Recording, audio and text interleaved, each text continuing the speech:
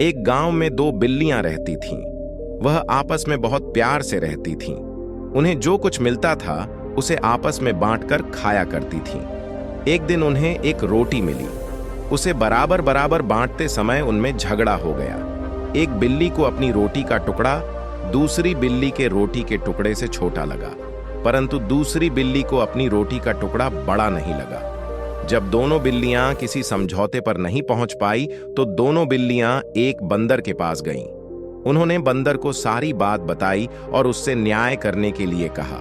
सारी बात सुनकर बंदर एक तराजू लेकर आया और दोनों टुकड़े एक एक पलड़े में रख दिए। तोलते समय जो पलड़ा भारी हुआ उस वाली तरफ से उसने थोड़ी सी रोटी तोड़कर अपने मुंह में डाल ली। अब दूसरी तरफ का पलड़ा भारी हो गया तो बंदर ने उस तरफ से रोटी तोड़कर अपने मुंह में डाल ली। इस तरह बंदर कभी इस तरफ से तो कभी उस तरफ से रोटी ज्यादा होने का कहकर रोटी तोड़कर अपने मुंह में डाल लेता। दोनों बिल्लियां चुपचाप बंदर के फैसले का इंतजार करती रहीं, परंतु जब बिल्लियां ने देखा कि रोटी के दोनों टुकड़े बहुत छोटे छोटे रह गए तो वह बंदर से बोली कि आप चिंता ना करें, हम अपने आप बंटवारा कर लेंगी। इस पर बंदर बोला, जैसा आप ठीक समझो, परंतु मुझे भी अपनी मेहनत की मजदूरी मिलनी चाहिए। इतना कहकर बंदर ने बाकी बचे हुए रोटी के दोनों टुकड़ा अपने मुंह में भर लिए और बिल्लियां को वहां से भगा दिया।